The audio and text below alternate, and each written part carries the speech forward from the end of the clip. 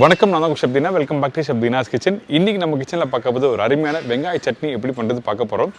இதோட ஒரு அருமையான பணியாரம்.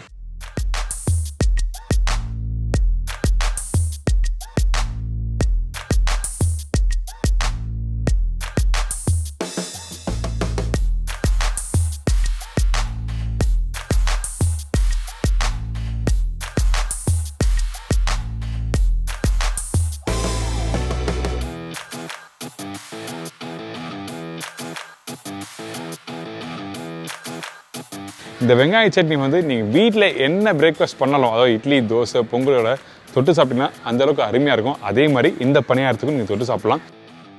பணியாரம் நீங்கள் வீட்டில் ட்ரை பண்ணி பார்த்துருப்பீங்க. இந்த பணியாரத்தில் கொஞ்சம் மாங்காய் ஊறுக்காய் வச்சு ஒரு சூப்பரான ஸ்டைலை சொல்லி கொடுத்துருக்கேன். கண்டிப்பாக ட்ரை பண்ணி பாருங்கள்.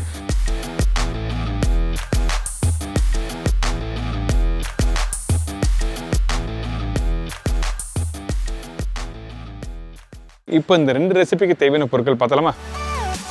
ஆனியன் சட்னிக்கு தேவையான பொருட்கள்: பெரிய சைஸ் வெங்காயம் 4 நம்பர், கடலைப்பருப்பு 1.5 டேபிள் ஸ்பூன், உளுத்தம்பருப்பு 2 டேபிள் ஸ்பூன், காய்ந்த மிளகாய் 13 நம்பர், பூண்டு 10 பல்லு, இஞ்சி 3 சின்ன துண்டு அதாவது 15 கிராம், புளி 2 சின்ன துண்டு, கருவேப்பிலை சிறிதளவு, கடுகு 1/2 டீஸ்பூன், பெருங்காயம் 1/4 டீஸ்பூன், உப்பு தேவையான அளவு, எண்ணெய் சமைக்கிறதுக்கு தேவையான அளவு. இதாங்க இந்த வெங்காய சட்னிக்கு தேவையான பொருட்கள்.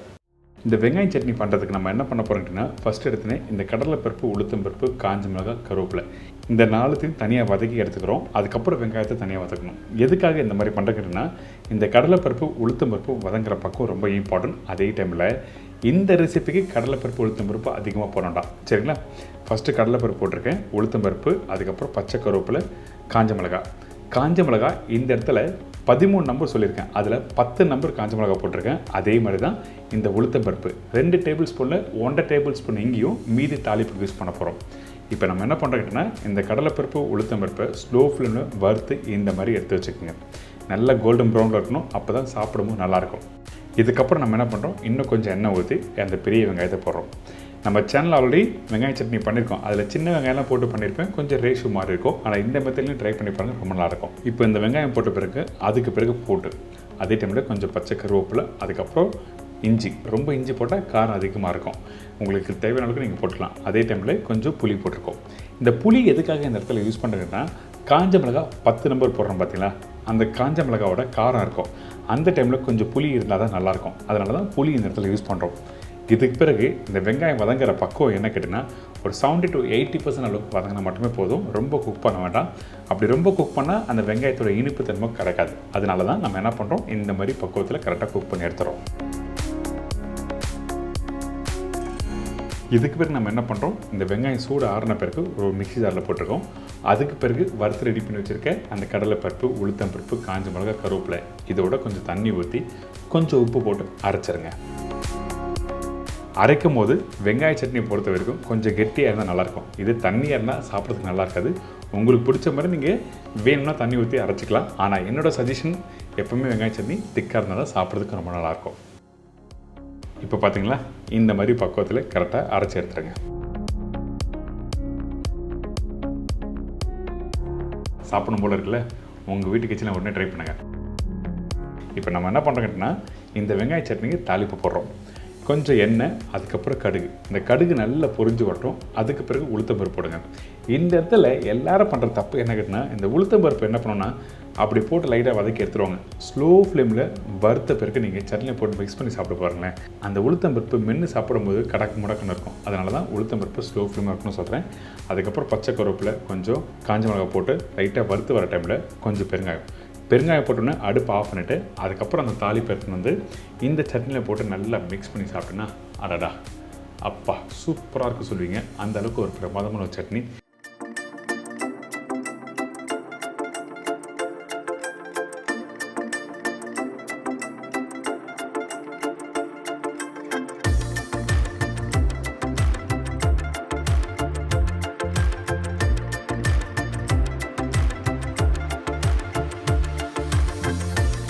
இன்றைக்கி நம்ம கிச்சனில் இந்த வெங்காய சட்னி எப்படி பண்ணுறது சொல்லி கொடுத்துருக்கேன். அந்தளவுக்கு ஒரு ஃபென்டாஸ்டிக்கான ரெசிபி.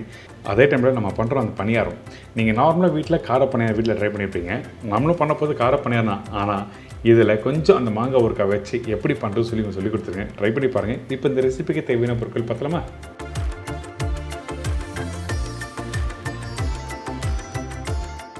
இட்லி அரிசி 100 கிராம், பச்சை அரிசி 100 கிராம், உளுத்தம்பருப்பு 50லேருந்து 60 கிராம், மாங்காய் 1 நம்பர், சில்லி பவுடர் 3/4 டீஸ்பூன், பெருங்காயம் 1/4 டீஸ்பூன், பெரிய வெங்காயம் 2 நம்பர், கடலைப்பருப்பு 3/4 டேபிள் ஸ்பூன், உளுத்தம்பருப்பு 3/4 டேபிள் ஸ்பூன், பொடிசை நறுக்கிய இஞ்சி 1/2 டீஸ்பூன், பச்சை மிளகாய் 1 டேபிள் ஸ்பூன், கடுகு 1/4 டீஸ்பூன், உப்பு தேவையான அளவு, நல்லெண்ணெய் குக் பண்ணுறதுக்கு தேவையான அளவு, கருவேப்பிலை தேவையான அளவு. இதாங்க இந்த ப்ரிப்பரேஷன் தேவையான பொருட்கள். ஃபஸ்ட்டு நம்ம என்ன பண்ணுறோன்னா, இந்த இட்லி அரிசி, பச்சரிசி, உளுத்தம்பருப்பு ஊற வைக்க போகிறோம். அதனால் இது கரெக்டான சொன்ன குவான்டிட்டியில் நீங்கள் ஊற வச்சுருங்க. நீங்கள் எப்படி வீட்டில் இட்லி மாவு அரைப்பீங்களோ அதே மாதிரி பக்குவத்தில் தான் இதை அரைக்க போகிறோம் ஊற வச்சு.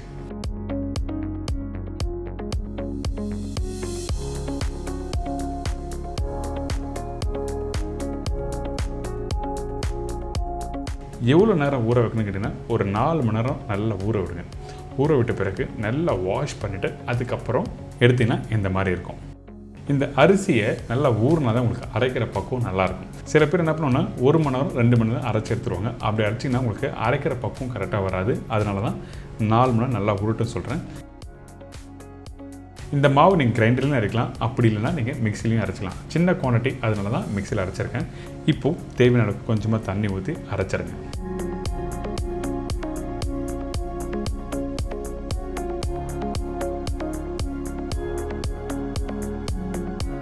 இந்த மாவு அரைச்சி முடித்த பிறகு பார்த்தீங்கன்னா இந்த மாதிரி டெக்ஸ்டரில் தான் இருக்கும். இப்படி ஊற்றுனீங்கன்னா கெட்டியான பக்குவம் இருக்கும். வேணுன்னா தண்ணி ஊற்றி நீங்கள் மிக்ஸ் பண்ணிக்கலாம். எடுத்த உடனே லூஸாக அரைச்சிட்டிங்கன்னா உங்களுக்கு பக்குவம் கரெக்டாக வராது. அதனால் கொஞ்சம் கெட்டியாக அரைச்சிக்கோங்க. இதுக்கப்புறம் நம்ம என்ன பண்ணுறோம், அந்த மாங்காவை தாளிக்க போகிறோம். அதனால் ஃபஸ்ட்டு நல்லெண்ணெய் கொஞ்சம் போட்டிருக்கேன். அதுக்கப்புறம் கடுகு, கருவேப்பிலை, இந்த பொடிசாக கட் பண்ணி வச்சுருக்கேன் மாங்காய் நல்லா ஒரு பெரிய மாங்காவை கட் பண்ணி வச்சுருக்கேன். இந்த குவான்டிட்டிக்கு இந்த மாங்காய் கொஞ்சம் அதிகம். நீங்கள் வேணால் ரைஸுக்கு தொட்டு சாப்பிடலாம். இதுக்கப்புறம் இந்த மாங்காவை கொஞ்சம் லைட்டாக ஒரு 2 நிமிஷம் வதக்கி எடுத்துருங்க. இந்த மாதிரி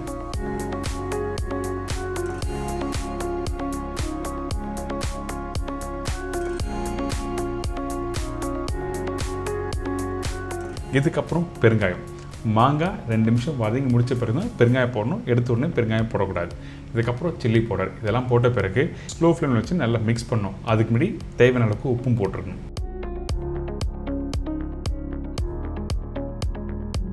இப்போ என்ன ஆகுதுன்னா, அந்த மாங்காய் சாப்பிடும்போது அந்த புளிப்புத்தன்மை எப்படி இருக்கும், அந்த புளிப்புத்தன்மைக்கு ஏற்ற மாதிரி அந்த காரத்தன்மை இருக்கணும். அதே மாதிரி உப்போட அளவு கரெக்டாக இருக்க பார்த்துங்க. ரொம்ப இம்பார்ட்டன்ட்.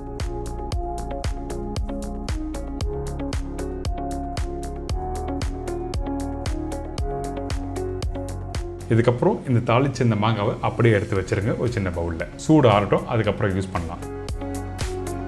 இப்போ நம்ம என்ன பண்ண போகிறோம்னா, திருப்பி தாளிக்க போகிறோம். எதுக்காக கேட்டிங்கன்னா, அரைச்சி வச்சுருக்க மாவில் கொஞ்சம் கடுகு, வெங்காயம் இதெல்லாம் தாளித்து போட போகிறோம். அதனால் நல்லெண்ணெய் போட்டிருக்கேன். கடுகு, கடலைப்பருப்பு, உளுத்தம்பருப்பு. இந்த கடலைப்பருப்பு, உளுத்தம்பருப்பும் எந்த அளவுக்கு ஸ்லோ ஃப்ளேம் வச்சு வறுத்துருங்க. கலர் மாற வேண்டாம் போட்ட உடனே. அப்போ தான் உங்களுக்கு வந்து என்ன ஆகிட்டுனா, ஸ்லோ ஃப்ளேமில் வச்சு வறுக்கும்போது கடலைப்பருப்பு, உளுத்தம்பருப்பும் சாப்பிடும்போது நல்லா கிறிஸ்பியாக இருக்கும். அதனால தான் ஸ்லோ ஃப்ளேம் வச்சு வறுக்கணும்னு சொல்கிறேன். இதுக்கப்புறம் பொடிசாக கட் பண்ணி வச்சுருக்க வெங்காயம், பச்சை மிளகாய் காரத்துக்கு ஏற்ற மாதிரி, இஞ்சி, அதுக்கப்புறம் கருவேப்பிலை இதெல்லாம் போட்டு ஜஸ்ட்டு வெங்காயம் 1 செகண்ட் வதக்கிடுங்க. ரொம்ப நேரம் வெங்காயம், பச்சை மிளகாய், இஞ்சியை வதக்க வேண்டாம். அதிகபட்சம் 1 நிமிஷம் வதக்கினா போதும்.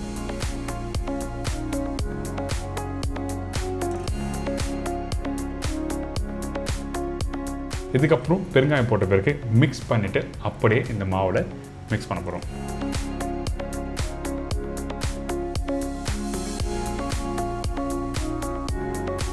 இந்த மாவு 2 விதமாக யூஸ் பண்ணலாம்.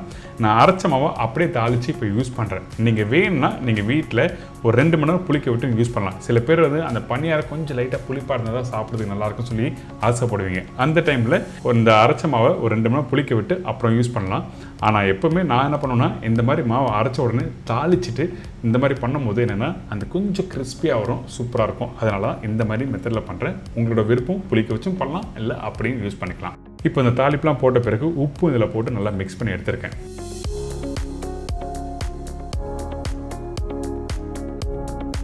இந்த மாவோட பக்குவம் எப்படி இருக்குது பார்த்தீங்களா, இந்த மாதிரி தான் இருக்கணும். கையில் எடுத்தீங்கன்னா நின்று பொறுமையாக விழணும், அந்த அளவுக்கு பக்குவமாக நீங்கள் அரைச்சி எடுத்துருங்க. கொஞ்சம் கெட்டியாக இருந்தால் தண்ணி ஊற்றி நீங்கள் மிக்ஸ் பண்ணிக்கலாம்.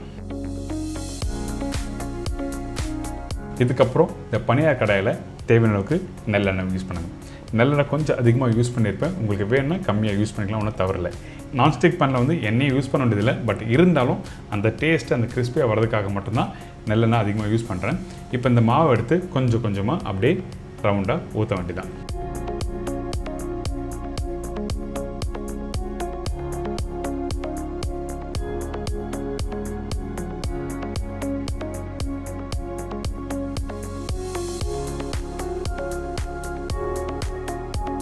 இதுக்கப்புறம் முக்கியமான விஷயம், கவனிக்க வேண்டிய விஷயம் என்ன கேட்டிங்கன்னா, இந்த மாங்காய் ஸ்டஃபிங் இருக்குல்ல, இந்த பனியார மாவு 50% அளவுக்கு வெந்து வந்த பிறகு ஸ்டஃபிங் வைக்க முடியாது. ஏன் கேட்டிங்கன்னா வெந்தால் உங்களுக்கு ஸ்டஃபிங் கரெக்டாக உள்ளே இன்சர்ட் பண்ண முடியாது. அதனால ஒரு 20% அளவுக்கு வெந்து வந்த பிறகு இந்த ஸ்டஃபிங்கை கரெக்டாக உள்ளே வைக்க ஆரம்பிங்க.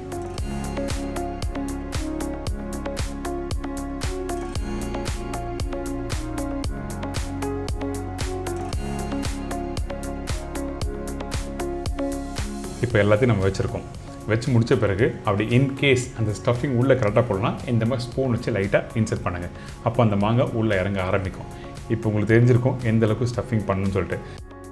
இதுக்கப்புறம் 1 by 1 திருப்பி நம்ம குக் பண்ணி எடுத்திங்கன்னா இந்த பிக்கல் பனியார் ரெடி. இந்த மாதிரி ப்ரிப்ரேஷனாக வீட்டில் ட்ரை பண்ணி பாருங்களேன். வீட்டில் இருக்கவங்க ரொம்ப விரும்பி சொல்கிறாங்க. ஏன்னா அந்த புளிப்பு, காரம், அந்த தாளித்த வெங்காயம், கடுகுலாம் இருக்குது பார்த்தீங்களா, அப்படியே எடுத்து சூடாக சாப்பிட்டீங்கன்னா அந்தளவுக்கு சூப்பராக இருக்கும். அதே டைமில் இந்த பனியாரம் நீங்கள் பண்ணும்போது ஒரு வாட்டி இல்லை 2 வரைக்கும் நீங்கள் திருப்பி நீங்கள் குக் பண்ணலாம். ஸோ கண்டிப்பாக ட்ரை பண்ணி பாருங்கள். இன்றைக்கி ஒரு சூப்பரான ஸ்டைலில் இந்த பிக்கல் பனியாரம் எப்படி பண்ணு சொல்லி கொடுத்துருக்கேன்.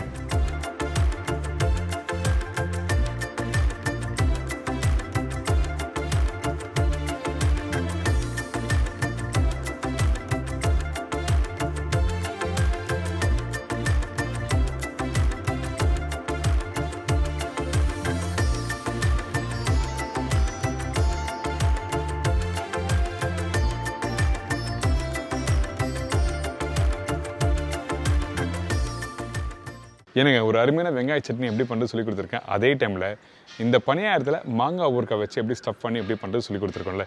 இந்த 2 ரெசிபி உங்கள் வீட்டில் ட்ரை பண்ணி பாருங்கள். மறக்காமல் ஃபீட்பேக் கொடுங்க. இதே மாதிரி நாளைக்கு இன்னொரு சூப்பர் ரெசிபி சந்திக்கிறேன். நன்றி, வணக்கம், see you, bye, take care.